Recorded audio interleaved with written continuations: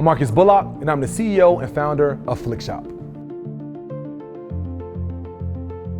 So I'm super excited to be here to present at the Central Utah Correctional Facility. I mean, it's so important to be able to have these kinds of conversations that are led by formerly incarcerated people. It's so important because when I was in these cells, I needed to see someone that was representative of what success looked like. And I'm super excited to be able to come back here that allows for someone that's formerly incarcerated to be able to come back and introduce themselves to the populations, because it's very hard to be what you can't see. And one of the things I want to make sure that each one of the people underneath the sound of my voice have the opportunity to be able to see is that there's nothing wrong with figuring out as you go. In fact, I actually implore you, please figure out a way to run to the top of the building, jump out the window, and build your parachute on the way down. The reality of it is that more times than not, you're going to hit splat. But one day, when you pick yourself up, you run back to the top of that building, and you jump out that window again, one day, you're going to soar. And I'm excited for all of our people that are going to be coming home back to yours and my community that are excited about jumping into their next opportunity. I get super excited when I come to correctional facilities to do these kind of conversations, because more times than not, when I'm standing in front of a room, typically I'm standing in front of a room in front of corporate leaders, sometimes correctional leaders, colleges, universities, they hire me to come in and do talks. More times than not, when I'm doing talks for them, they hire me to do talks around my business model. The company I started, how I started my company, how did I fund my company, so fundraising, how to build a sales model, how to ensure that you're selling products effectively, efficiently, how to build a marketing strategy, how to build financial models. Those are all things I typically talk about. For here, I care. I actually care. I remember sitting in these chairs a while ago, and I remember wanting and hoping that I would have access to a Marcus when I was sitting in these seats. Growing up in the DC area, I grew up when DC was the murder capital of the country. People there, it's such a small city. The beefs out in DC, they end in death often because it's such a small city. And it's interesting because when I was growing up, my mom, she was adamant about trying to keep me, my sister and I, out of the streets. Dudes had the heat on them all the time, everywhere they went. People was definitely not afraid to pull that joint out and squeeze it on somebody. That was definitely not the case. And my mom saw it. She knew it. In fact, the very first time I seen somebody get shot, I was 11 years old. I was at my mom's hairdresser, and she was getting her hair done, and we were out, my sister and I were outside of the salon. And when we were outside the salon, I was 11, my sister was, I was 11, so my sister must have been like 14. And we were outside just playing outside the salon, and I was walking up the hill to go use the phone. I'm dating myself because I was using the payphone. I was walking the hill to go use the phone, and the dude, I was gonna go tell the dude who's on the phone, I got next on the phone, right? And the dude who was on the phone, he was sitting there, he was on the phone, I'm walking to him, and a few feet away, I saw another guy walking to him. So I was trying to hurry up to walk to him, because I thought the guy that was walking toward him was trying to ask for next on the phone too. And I'm like, let me hurry up and tap, like I got next on the phone. And as I'm hurrying, main man pull out the ooh-wop and just, and light dude up on the phone. When he does that, I turn around, I break. I run back into the salon with my mom. My sister runs around the corner. The people that was working in the salon, they were like, what's going on? Why you were so frantic? I'm like, they were shooting outside. Somebody's got shot. And they were like, they thought that like trash cans had fallen outside. They was like, oh my gosh, we thought it was trash cans. Where's Melanie? Melanie's my sister. They was like, I'm like, I don't know. I ran. I don't know where she went. My mom, she goes running out of the front door of the salon. She looks around the corner. She sees nobody, but I don't know that. She starts screaming, Melanie. In my mind, I'm thinking that my sister just got hit. Something just happened. But she was really just screaming because she didn't see where my sister was. My sister comes running around the corner. She runs in the salon. My mom is hugging the both of us, and the crime scene is building. That was the moment that my mom was like, yo, I gotta move out of the hood. Like, this is crazy that somebody got killed right in front of my son, and I don't want my children to grow up around this.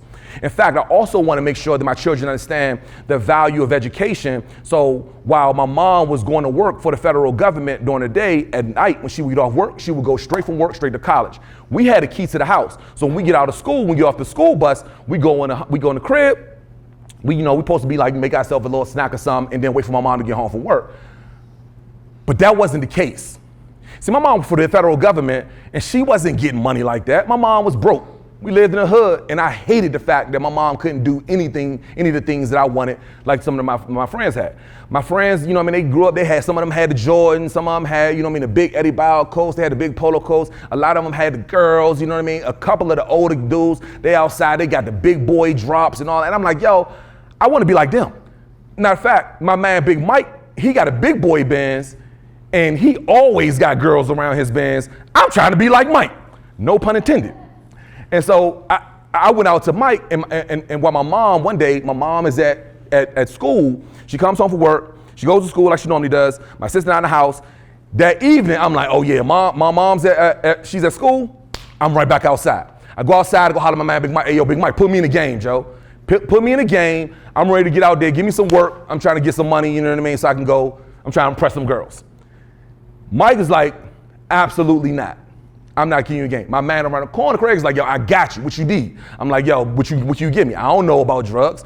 Holler at me. Let me know what I need. He's like, look, this is what I'm gonna do. How much bread you got? I got $120. He's like, yo, for $125, I give you an 8-ball. Give you your first 3.5. You cut that joint up. You should probably make about $285 off of it. You come back, bring that money back. I'm gonna front you a little bit more. You get a quarter. Make sure you get your money up. Get a 6 deuce. Maybe, you know what I mean. You can go ahead and start getting off a quarter bread. I'm in the house cooking up while my mom is at school. I'm coming outside, and as soon as she come home from work, I'm running in the house, jumping in my bed, and faking like I'm asleep.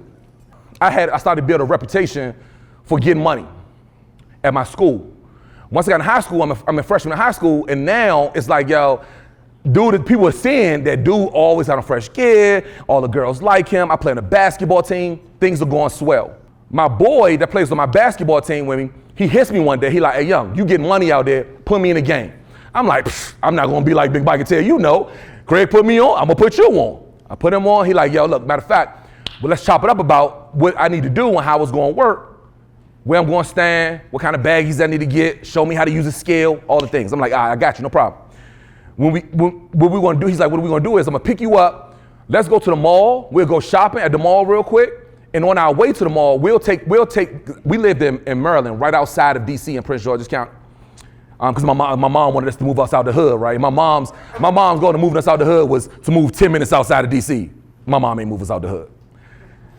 When we move out there, he's like, yo, look, I'm gonna come scoop you up out of Maryland, I'm gonna come scoop you up, we're gonna drive to Virginia across the bridge, and we're gonna go to the mall, and we're gonna go shopping at the mall. I'm like, I bet. We're gonna get in the car, I'm showing them how, I'm giving them all the game. We get to the mall, going shopping. When the mall is closing, we're like, all right, cool. Let's go ahead and head back to the car with your man, because his man had came to pick us up. His friend came to pick us up, both of us, it was 3 of us. When we left the mall, after the mall was closing, to go back to the car, dude who bought us out there, the car is gone. We're like, yo, where main man at? We walking around, we looking for the car, walking around the parking lot looking for him. We go back in the mall looking for him, we can't find him. I'm like, yo, we stuck 45 minutes out from where I live, all the way out Virginia, all the way out, we 45 minutes out, all the way out, right? We all the way out Virginia, and I'm like, yo, how we gonna get home? So my boy, he looks at me, he like, young. He's like, man, look, we gotta steal a car or something, you know what I mean? Sounds like a brilliant plan to me. Let's do it. We see a guy sleeping in his car, and we like, yo, that's the perfect victim. While he's sleeping in his car, we tap on the window, he wakes up startled. We tap on the window again, this time we tap on him with the hammer. When we tap on him with the hammer, he gets up, he's like, oh, and we like, yo, get about the car. He gets out of the car, we pat him down. While I'm patting him down to try to find if he have anything on him, I see my boy get in the car, I see the brake lights turn on. When I see the brake lights, I'm like, oh, I run around the car, hop in the passenger side, we out. Main man is still left dazed and confused about what just happened right now in that parking lot, shopping mall parking lot. We make it all the way down 95, make it back home to Maryland, get back across the bridge. I'm home, we like, whew, wild night, wildin'. Yo, stole main man's car, it's cool, it's just what it is around our way. No harm, if I ain't get hurt, everybody good. I'm gonna go ahead, finish up my night, go to bed, I'm watching TV, wake up in the next morning, TV's still on. When I wake up the next morning, TV's still on. The wild thing is, the news is on now. Anybody ever went to bed and you went to sleep and you woke up to something crazy? The news is on, and when the news comes on, the broadcaster says, string of carjackings in Fairfax, Virginia, these young kids must be stopped. When she says string of carjackings, immediately I'm like, ho, time out, flag on the play. We carjacked one person. You using the word string, that sounds like a life sentence.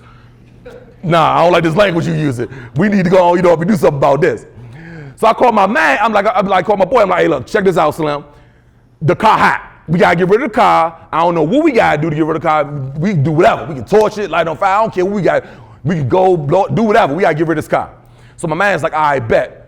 How you know the car hot? Bruh, I just saw it on the news. They're talking about string of carjackings, bruh. We going down. We gotta get rid of the whip. He's like, all right, cool. Look, I'm gonna bring the car back over there. When I bring the car back to you, we'll find a field to go take the car. We'll go do something with the car, get rid of it. I'm like, all right, bet. We'll take it. We'll douse it with Pepsi. I'm not gonna talk about that. We'll go ahead, We'll do all this. Some of y'all know why we doused it with Pepsi. This is not a criminal class. Just wanna let y'all know. So we douse it with Pepsi, and we tell ourselves. We like, yo, here's the plan. We're gonna tell ourselves we're gonna drive the car now back to Virginia so main man can get his car back. Why you judging me, bro? I ain't even got to the we gonna tell man we gonna figure out a way to give him his car back. That way, when he gets his car back, no harm, no foul. We good. Matter of fact, it's a Sunday morning. If we drive our car back to Pentagon City Mall has a train station inside of their mall. We can drive the car. We'll park the car in a no parking zone. That way the car get towed. Main man to get his car back. We can go hop on a train at the mall. Catch the train, I'll be back at Sunday church service, and I'll be in Sunday school before my mother even knows what happened. This the plan. So my boy like, all right, we're gonna drive the car back to Virginia, Marcus. I'm like, yeah, we're gonna drive the car back to Virginia. We're gonna park the junk, that way he's gonna get his car back. He like, all right, cool, let's do it. When I get into the car to go get ready to go drive the car back, I look on the floorboard and I see main man's wallet from the carjacking from the night before. When I see his wallet, open up the wallet, I'm like, oh, he got an American Express card. Yo, we should go, here's the new plan.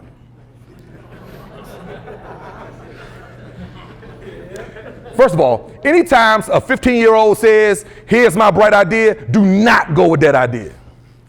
I'm like, here's the new plan. This is what we're gonna do. We're gonna still take the car back. We're gonna take main man's credit cards, and we're gonna go shopping with his credit cards at the mall.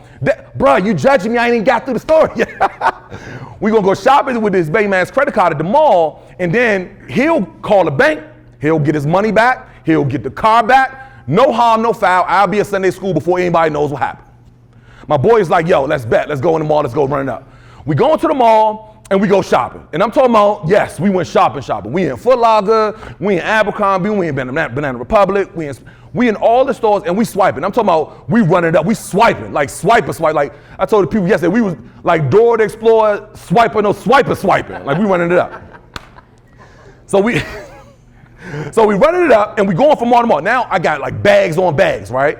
And we going to we got so many bags, we got to go hop on the train. I ain't trying to hop on the train with all these bags. We just going to hit one more store, and we hit the Macy's, because the Macy's got all of the polo. If we go to the Macy's and get some polo, we gonna be good. We gonna go back. By the time we get back to school, I'm about to crush them. Homecoming, we out, we back. All the little youngers gonna be on my line when we get back, right? This is what I'm saying to myself. So we go to the Macy's. We got all these bags, and something it's like Ralph Lauren had an aura over the whole polo section. It's like when I walked in and said, oh, welcome, Marcus. I'm like, oh, well, thank you, Mr. Ralph. I start grabbing everything. I'm grabbing sweatpants, coats, sweatshirts, jeans, polo shirts, sweaters. I got cardigans. I don't even wear cardigans. Let me get that joint too, right? If you got it, put it in the bag. I'm on my, just throw it in the bag. I'm in that joint, I'm on it, right? So while the lady is ringing up my clothes, right, my boy sat up beside me, and we looking at her. I'm like, yeah, I'm about to crush it. We told him, like, yeah, we about to do our thing. Y'all about to get on the hop of the train. We good. While we talking, my boy taps me. He like, hey, Slim, the security guard in the back, I see him looking his way. You think he for us? I'm like, bro, you paranoid. You tripping. You know, I mean, the security guard. Yeah, we gonna take all that. All that. My boy tapped me again. He like, hey, Slim. He getting closer. You ever been in a position where somebody is so close up on you, you feel like you can feel their breath on the back of your neck? The security guard so close, I turn around again. I'm like, oh, he might be for us. My boy like, you think? I just told you that. I'm like, yeah. So what you want to do? What y'all think we did? We dropped the bags. We out. We run out of the Macy's, run out of the mall. Now here's the thing about Pentagon City Mall. Pentagon City Mall is surrounded by all types of, it's the mall, there's other shopping centers, is other buildings, major highways. It's a big thoroughfare area. And so when we run out of the mall, we running around the shopping center, running around, hop over a fence, run behind a dumpster. And mind you, I play on my team's basketball team at school.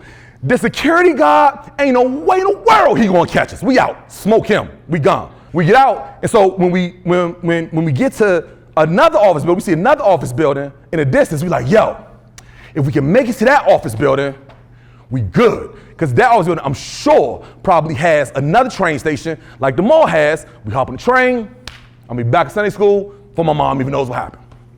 When we get to the other office building, we see a security guard booth, and we're like, oh, we're gonna ask the security guard where the train is. So we get to the security guard booth, we're like, excuse me, can you tell us how to get to the train station? Security guard sees us, and he like, yo, where y'all running to? Where y'all coming from? And we're like, we good. We just trying to get to the train. Can you tell us where the train is? Security guy's like, do you know what building that you're in right now? And I'm like, nah, it's the office building, but we trying to get to the train. He was like, bro, you don't know what the building this is? I'm like, nah, what building is it? Come to find out, the building that we ran from the police to was the Pentagon building. We running from Pentagon City Mall, and we end up at the Pentagon. We running from the police to the police. We like, oh, it's the Pentagon. Didn't realize that. He like, yeah. I promise you, as soon as he said that, yo, police came from everywhere. It felt like police was coming out the concrete. I'm like, I don't even know where they was coming from. These dudes was trained. They came from everywhere. We ain't see them coming. Grabbed me, threw me on the ground, boom, knee in my back, put the handcuffs on. In my mind, I'm like, all right, I ain't tripping, you know what I mean? Like, whatever, I'm good. Like, I ain't scared of police. I ain't scared of police. And if y'all take me down to jail, I ain't scared of people at the jail. I ain't scared of the prosecutor. I ain't scared of the judge. I ain't scared of none of them people. All right, I'm with it. The only thing I ask, please do not call my mother. As long as y'all don't call my mom, I'm good. I ain't tripping off them. The police is like, yeah, your mother, man, you got a carjacking charge. I think that you have something a little bit more fearful of than your mom. I'm like, well, clearly you don't know my mother. As they take us downtown, and when they take us down to the juvenile spot first, and they're like, oh yeah, nah, y'all dudes got carjacking charges. Y'all got big boy charges. So we want to certify as you guys as adults and take you to the jail, to the Fairfax County Jail. They certify us as adults, take us right over to the Fairfax County Jail. I'm the youngest one in the pod. And if I'm being honest, for real, in my mind, I'm like, I ain't really tripping. I just ready to go to court so my mom could talk to the judge or talk to the lawyers or do whatever they do on Law and Order, SVU, so I can go and get out by next week. In my mind, I watch SVU every night. I know exactly what Stabler and them be doing, you know what I mean? He watch SVU too. So I'm like, yo, we gonna get out, I ain't tripping. We end up going from court proceeding to court proceeding to court proceeding. And it's crazy because when I'm going to court, like I'm having to learn all these new vocabulary words that I never knew. Like I'm in 10th grade, I'm in biology in 10th grade. You know, my vocabulary words were achondroplasia, mitochondria, right? Like, you know, chromosomes and systems, right? Now I got new vocabulary words. Consecutive sentence, concurrent sentences, arraignment, magistrate, bail bond, you don't qualify. All these things I'm having, like, I'm learning about this process and I have no idea how to navigate it. And it's interesting because my mom and my family, they were there with me the entire journey. In fact, when I got sentenced all the way up to the sentencing, I'm in Fairfax County Jail, and I just knew that my mom was going to figure out a way to talk to the judge and say something. I don't know what kind of magical words you're using, but tell us about me something because I need to get back to school ASAP. In fact, when I went to sentencing, and the judge presiding, and he gets to the point, he started reading my charges, and he reading my time I'm going to get. He's like, yo, he's reading all these charges. He finally lands on the numbers. He sentences me to 23 years to life for this carjacking. He stops the court and he says, young man, I'm going to suspend 15 of those years, but the remaining 8, you have to serve all 8 of them in adult maximum security prisons. I'm like, all right, cool. I got a question, Your Honor. He's like, sure, young man, you can address the court, stand up and address the court. I'm like, all right, cool. Your Honor, so I don't know if anybody told you or not, but I just got bumped up from my JV to my varsity basketball team. So I'm going to go ahead and go back to school and go play in the national championship game against Sherwood, and then we can come back to court and re-examine this whole carjacking thing a little bit later. Thank you, Your Honor. And I sit down. Dead serious. The court gets quiet, and the judge look at me like some of y'all look at me like now, like, wait, what? What are you talking about? The judge pauses court, he's like, young man, clearly you don't understand the magnitude of what's happening here today in court, so I'm going to allow for your lawyer to explain this to you in the holding cell while I call this next case. The dudes in the unit are like, yeah, I think you in for a new wide awake. And I'm like, yeah, y'all tripping. A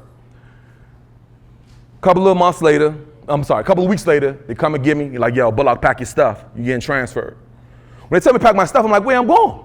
Because I got to go back to court, go home. They're like, nah, you about to go down the road down there to Southampton Correctional Center. I'm like, yeah, I ain't tripping. My mama figured it out. Come on, let's go. Let me get on the van. I get on the road, 4 hours down, deep south. I get down there to the prison, and now I'm there, and I've never been out of the Washington, D.C. metropolitan area. Never. This is my first time I've ever been out there, and the first time I've ever been out of the D.C. area is me going to a prison.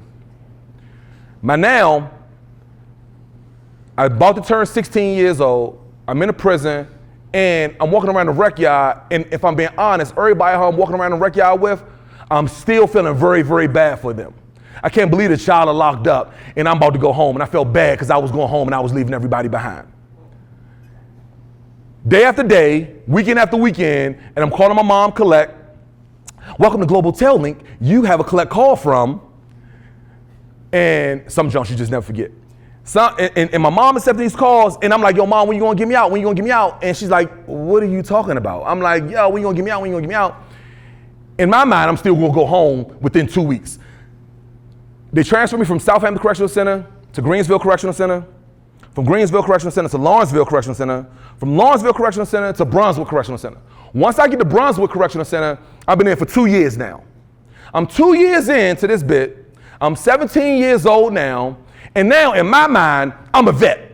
I know how to do time. I done 2 whole years. And the crazy thing of it is that even though, and my boys knew it, I was from DC, they was like, yo, they came, when I first got in the rec yard, they told me very clear, when you get in the yard, Slim, I know it's the middle of August, and I know it's 95 degrees outside, but Slim, you need to wear your jacket every day on that rec yard. Matter of fact, slit the inside of your jacket and put these magazines around the inside of your jacket, because you don't want to get caught up in that breezeway. You from DC. Dudes know you from DC, they going to try to get up in your joint. So make sure you do that, then go holler at Andy, go get you a lawnmower blade out the jump, because he work on the rec yard, da-da-da. See, he give me all this game, and I'm like, oh, that's y'all locked up. In that moment, now all this stuff is real.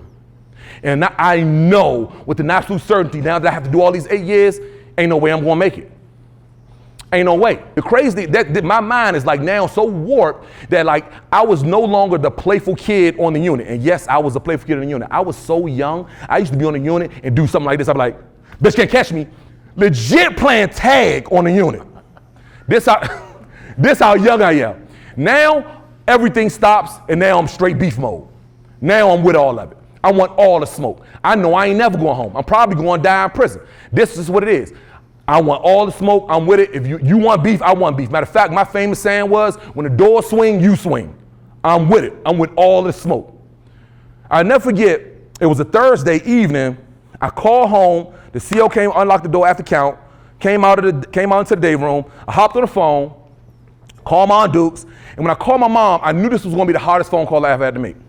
But I had to call my mom, and I had to let my mother know. I'm like, look, Mom, thank you so much for doing this time with me. Visit me periodically, accepting all these calls. These GTO calls cost a bag, and you pushing 0 every time. And I hate that I'm doing this to you. I hate that I'm putting you through this. When I got locked up, I didn't want you to have to go through this. Ma, I'm so sorry I put you through. I'm so sorry I carjacked that dude. Matter of fact, this is the last time that we'll ever speak. I don't want you to come and visit me no more. I'm not going to call you no more. Don't write me no more. This is it. I got to do this time. This me. This is my bid. I stole that man's car. I got to do this bid. Let's go. I tell my mom, she's like, Marcus, wait. I'm like, Mama, I'm sorry. Look, you need to start grieving for me now. Because if something happens and somebody catch me and they catch me slipping, I'm letting you know they catch me slipping, you might get that call and say Marcus got stabbed up and you had to pay $500 for my bag and for my body. And I don't want you to start grieving when you get that call. I need you to start grieving now, so when you get that call, you've already got to the point where you know your son, he passed away in prison and it's his fault and it was all the things. And I'm okay with that, Ma. I need you to know this. And she's like, Marcus, what do you say? I'm like, Mom, look, this is it. I'm so sorry. I love you. They about to call for count. This is it. Hardest call I have had to make. I hang up the phone, go down the unit, get back in my cell. And when I get back in my cell, in my mind, I'm like, yo, this is what the beef is going, this is what my life is going to be. That same weekend, that Saturday, the CO come yell down the wing, Bullock, you got to visit. When he called me for the visit, I'm like, yo, who could possibly be coming to visit me? I'm 17 years old. Like, my friends can't even drive. I'm 4 hours away from home. Who is coming to visit me in this prison? Put on my boots, put on my blues, go to the visiting room. When I walk in the visiting room, I walk in there, who I see sitting at the table? Mom Dukes. When I see my mom sitting at the table, I walk in, I'm like, yo, Mom, what are you doing here? I know that I told you not to come here anymore. I mean, I know that I said it because I was there when we had the conversation. She's like, Marcus, have a seat. I'm like, nah, Ma, why are you here? I told you I don't want to keep putting you through this. You going through the metal detectors, you going, you know me, coming up here, getting patted down. Ain't nobody trying to keep you, have you going through this. You got to come, they telling you got the wrong kind of pants on now. You got to drive to Walmart, go buy some new kind of pants. Apparently you got an underwire in your bra. They telling you can't even get in because your bra you have. Like some Reverend Doctor going to be sneaking something into the prison. Like, Ma, I don't want you to have to go through this. They treating you like you locked up just because I'm locked up. This is horrible. I don't want you to keep going through this, Ma. She's like, Marcus, have a seat. I'm like, Ma. She's like, Marcus, have a seat. I sit at the table and calmly, she looks at me and she's like, Marcus, don't you ever in your life call me with no nonsense like this again. Boy, I will go upside your head if you ever, are you crazy? I'm your mother. You can't out-criminalize my love for you. I will come up here and I'll mess around and go upside your head. You're going to get one of these correctional officers, come get me off of you and I'm coming here, I'm being here with you. If you ever call me with this foolishness again, I'm like, dang, why are you so aggressive? The dudes on the unit don't even be coming at me like that. And it's wild because we sitting there and we having this conversation, you know what I mean? And if I'm being honest, the whole time, this is an uncomfortable conversation because when I'm sitting there at the visiting room table, in my mind, all I'm thinking of is this is a bag full of quarters in there and they got that new pizza in the vending machine. I'm trying to get the honey bun too, you know what I mean? But I got to have a serious conversation too. If anybody been in the visiting room, y'all see them honey buns. All right, that's a whole other conversation. Anyway. So I'm in that joint and I'm having this conversation and my mom is like, look, dude, I don't like this new Marcus you're turning into. I don't like this attitude that you're having. You're not the same Marcus that, you know, I knew. I don't like it. I'm like, Mom, look, my life is different. When you leave out of here and you go out them double doors and you get in your car, you roll your window down, the breeze is blowing through your head, I'm gonna have to go through those other set of double doors. And you know what's waiting for me? You see that CO that's waiting for me? You know what he gonna tell me the first thing I gotta do when I walk through that double doors is strip butt naked and squat and cough. That's my life. That's my life, and I don't want you to be a part of it anymore. She's like, Marcus, listen, I don't like what's happening to you. In fact, before I leave today, I'm going to make a promise to you right now. I'm going to promise you to either write you a letter or send you a picture every day until you come home for the next 6 years because I want you to see the life that's waiting for you on the other side of this prison cell. I want you to see the people that are smiling and want to love on you no matter how many robberies you commit. I want you to know that there's love on the outside of these fences, and I'm going to send you pictures. I'm like, Mom, so you think these little Polaroids, whatever you about to send me, going to change my life?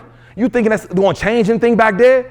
Mom, let me tell you something. When them people come and shake down my cell and toss everything up, they probably going to take them pictures and throw them in the trash. I ain't trying to hear about, you know what I mean?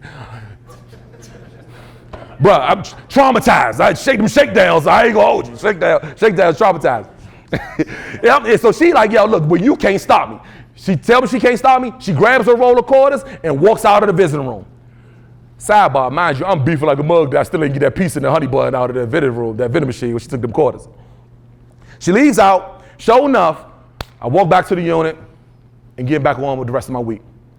A couple of days later, and they call and start calling my name. 4 o'clock count time, they do mail call, Bullock, Bullock, Bullock, Bullock. And it's crazy because nobody on my unit is getting mail like me. I mean, I'm in this joint where everybody got a rack of time. Everybody has a minimum of 50-something years. So people have gone 10, 20 years. And as all of you guys know, year 1, people might be with you.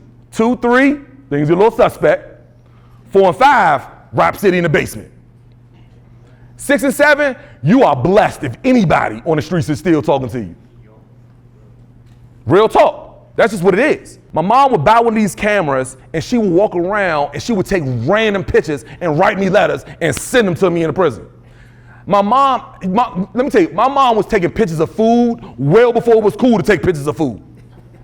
My mom would be sitting at her desk and she'd take a picture of a cheeseburger that she's eating and then she'd write me a long 4-page letter. Marcus, one day you're gonna enjoy your fat, juicy burger when you come home. Yeah.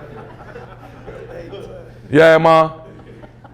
She'd take the same camera, she'd be walking through the mall, she'd stop at the department store, she'd take a picture of a mattress. Marcus, one day you're gonna sleep on a pillow top mattress when you come home. Yeah?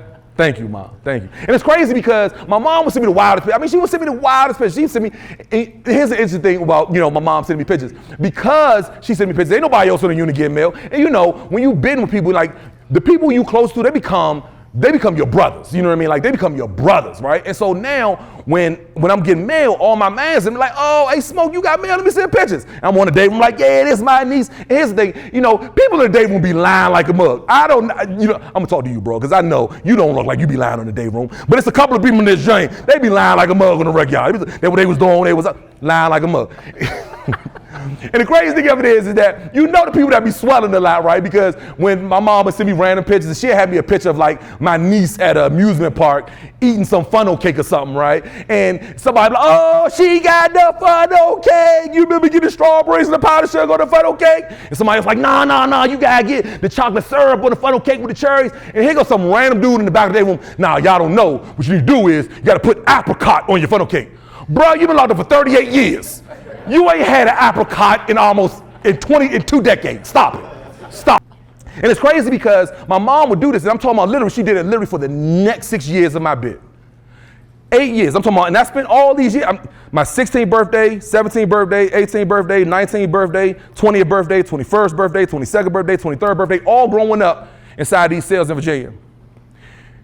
I'll never forget the moment when I started to do the countdown. When I started to do the countdown, it was like magic. My final update sheet came. It told me my final release date. I'm like, oh, we back. I got 6 months. Oh, Slim. If you done time, you just 6 months. You are short. You like, yo, I'm out the door in 6 months. And it was so surreal because for years I daydreamed about this moment. Like literally, I dreamt about the moment that they would call me to get released, right? When I'm preparing to get released, in my mind, I'm telling myself, I know exactly what I'm going to do when I go home. I know how, even all the stuff I acquired during my bid, I know how I'm going to use it. The Nikes I bought to run around track, I'm going to get those, I'm going to use those because I still got to stay in shape when I get out there. I'm going to go running, go get a mile or two in when I get out. The 5-inch TV that I bought off commissary, I'm going to bring that home. I'm going to put it in the bathroom because I'm going to take a bath. I ain't been submerged in water in almost a decade. I can't wait, to take a sit in the bath, right? So this is gonna be dope. I'm gonna cut the 5-inch TV on the bathtub. I'm gonna watch that joint. I'm home. I can't wait for it.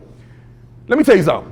That moment when they called me, it's like, yo, pack your stuff, you going home. Slim, all that stuff up, man, y'all can have all that. I don't care about none of that. Take that, I'm going home. It's crazy because in that moment, I dreamt about this moment and knew that it was gonna come at some point. But when it finally came, they brought me up to the front of the compound to go through the front doors. I get to the double doors, and I see my mother on the other side of those double doors coming to pick me up. And she's on the other side of the double doors trying her best not to break down crying. Finally, the dude's like, yo, you gonna walk the doors? I'm like, heck yeah. I run through that joint, grab my mom, I run and jump into her arms. Now we both in there doing the ugly cry. They're like, yo, y'all gonna sit in here in the front lobby of the prison? I'm like, nah, we out of mall. Let's go, we out of here. We get in the car, we're on our way down the road, and it's crazy because the whole world had changed before I left. When I left, so I got locked up, just so you know, for time frames, I got locked up in 96. So I got locked up right when the internet was being introduced. I came home, there was Google.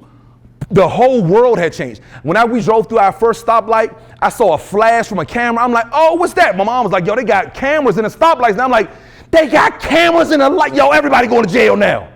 It was crazy.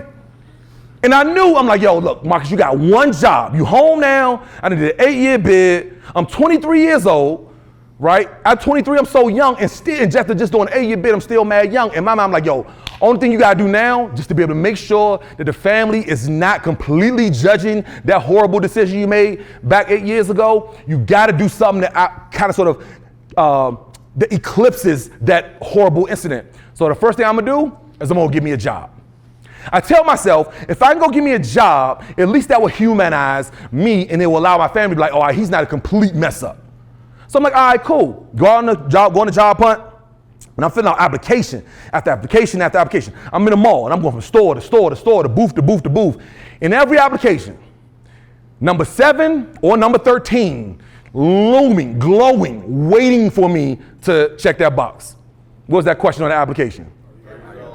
Have you been convicted of a felony? And I knew that I had to be honest, because if I say no, they're gonna run a background check and they're gonna see it anyway. And I was putting in an application, so I'm putting in yes and yes and yes. And even the people who had an application that did not have the question on there, they would allow me to get through the actual interview itself. So when I get to the interview, it's crazy because everybody told me kick rocks. They be like, yo, kick rocks, Michael Jackson, beat it, scram, kick rocks.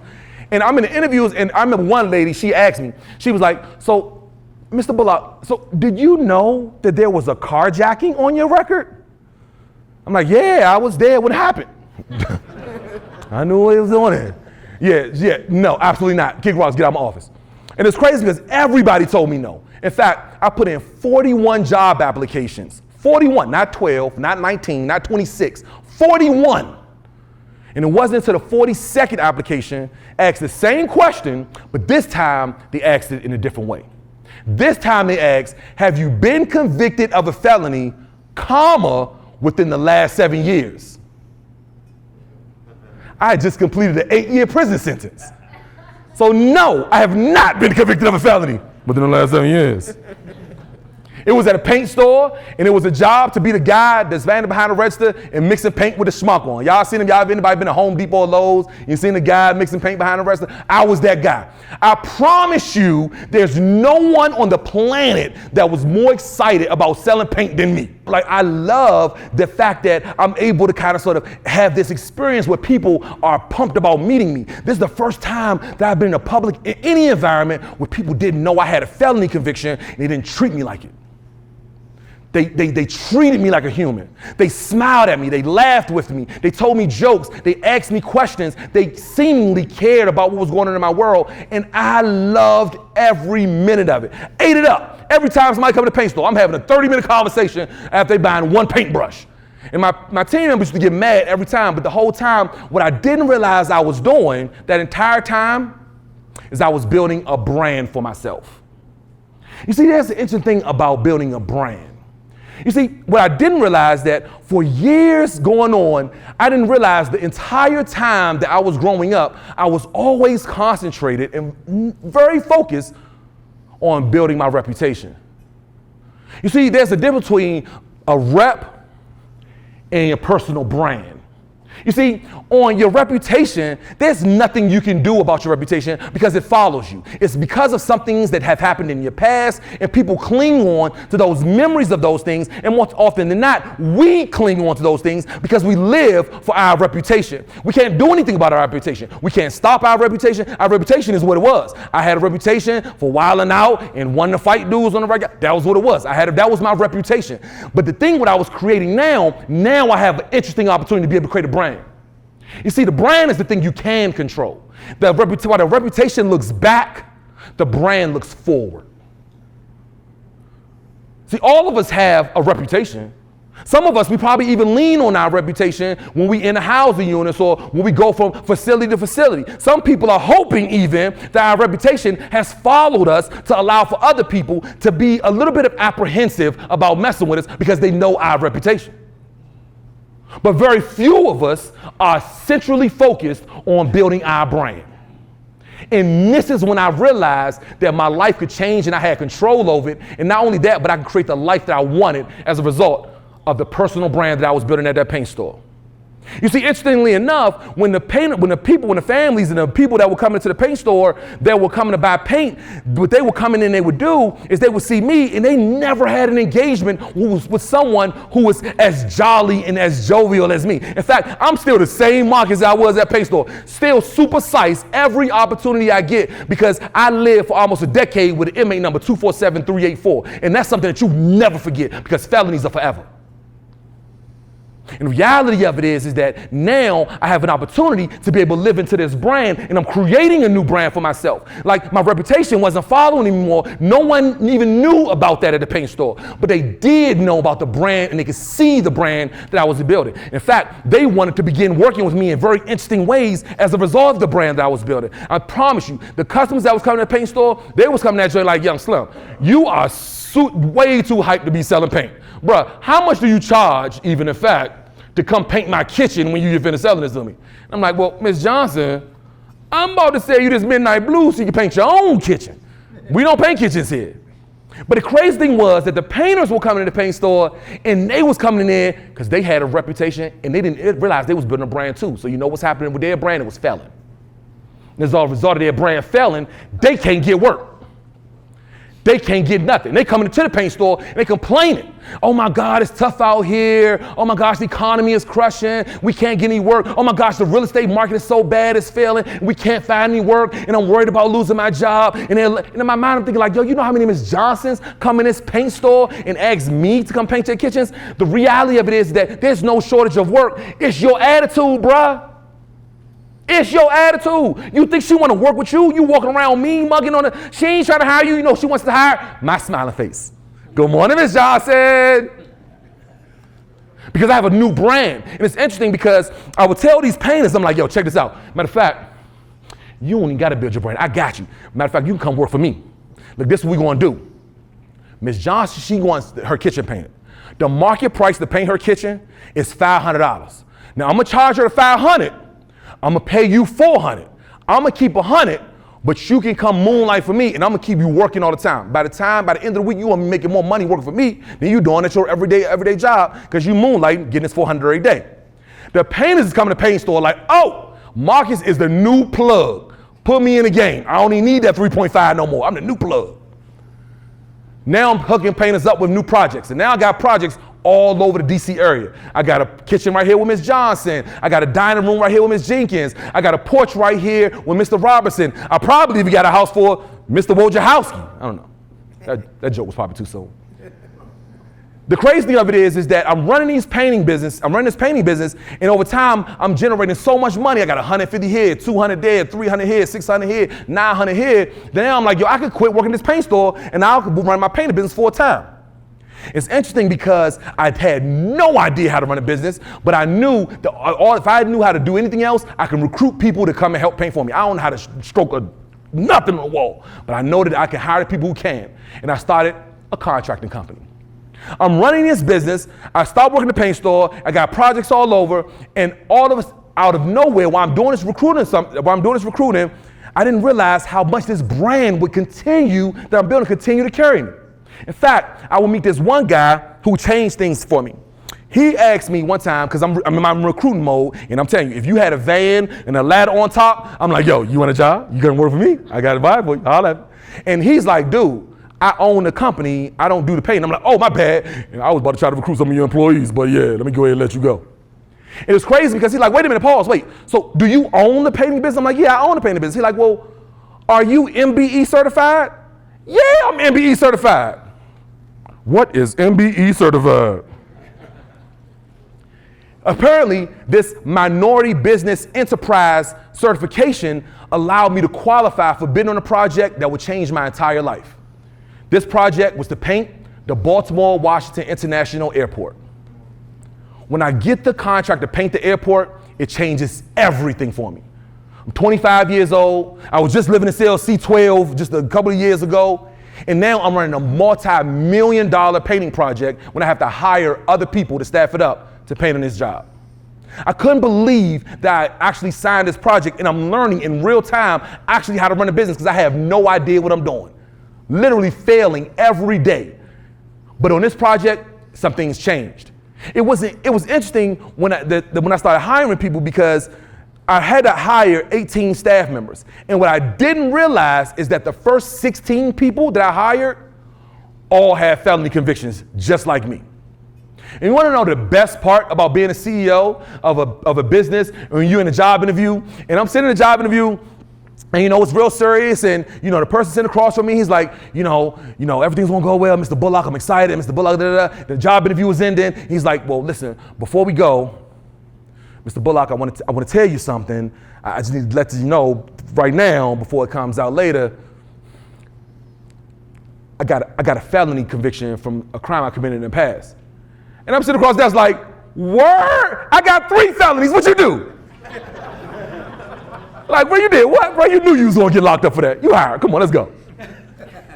And you know what the wild part about being, the owner of a business and, you have a bunch of people that got felonies in the office, the office humor is completely different. And the people who ain't never been in prison before, they cannot get none of our jokes. We be on the joke, we be joking about something about a client, like, yeah, but the client, she acting like we gotta go, like she trying to prevent us from going to pill call or something, you know what I mean? Mind you, the people in the office like, what is Marcus talking about? The pill call? Was there a pill call? What is he talking about? He keeps referencing standing up for count. I don't understand what he means. Stay in your lane, sis. It's okay.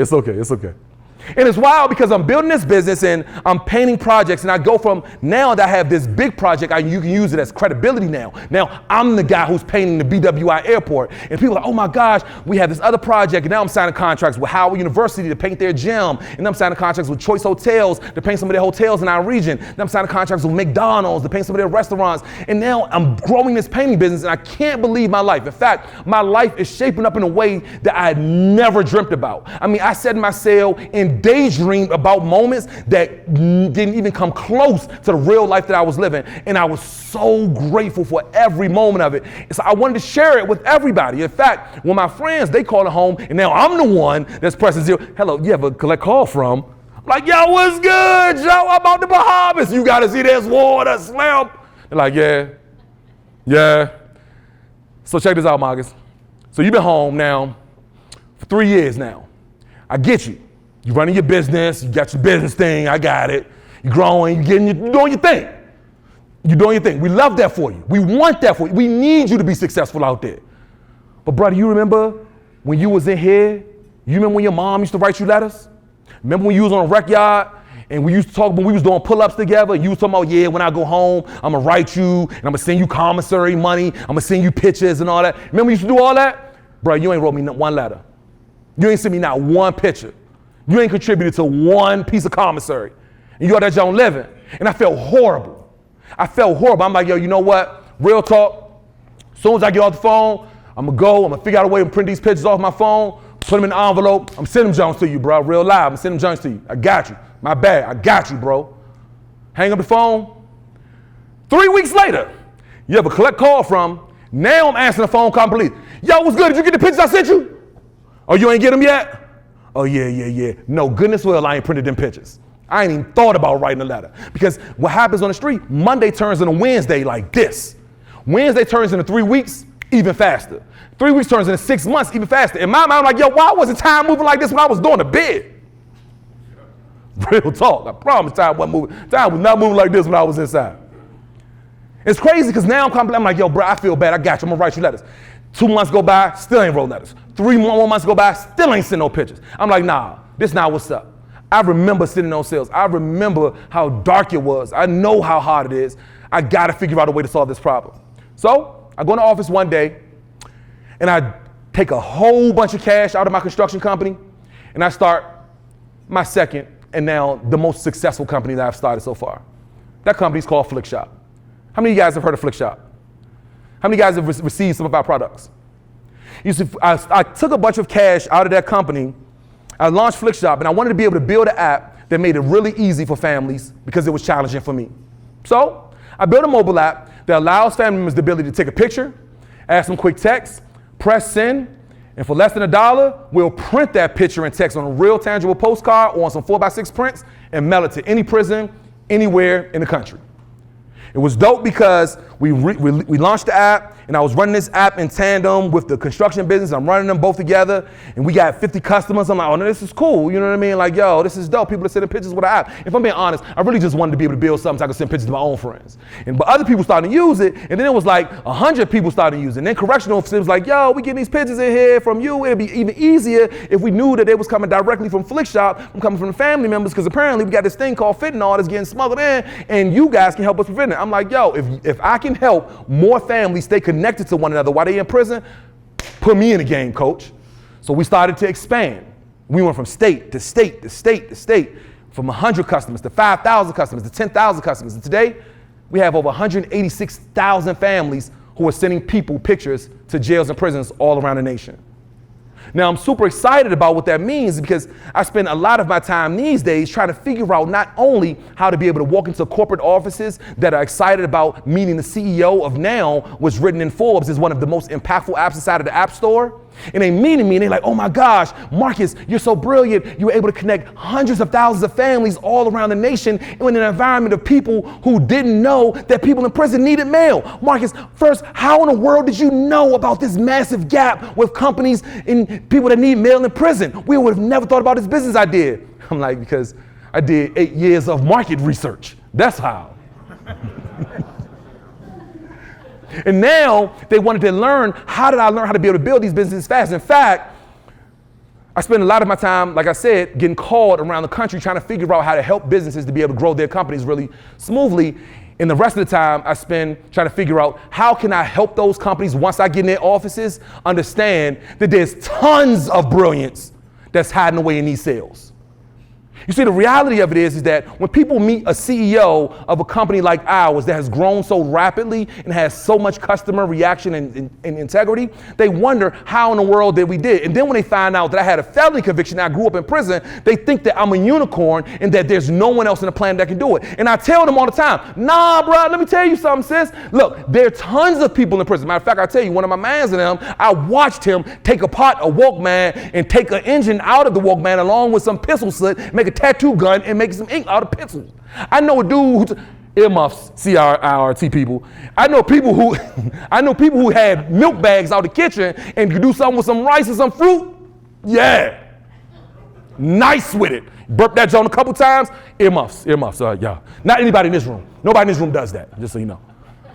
And it's crazy because I'm trying to convince all of these amazing leaders of these companies that I'm not a unicorn, because I promise you, all of you all have a shot to do something dope when you come home, and I want to be the single data point that they point to say it's possible.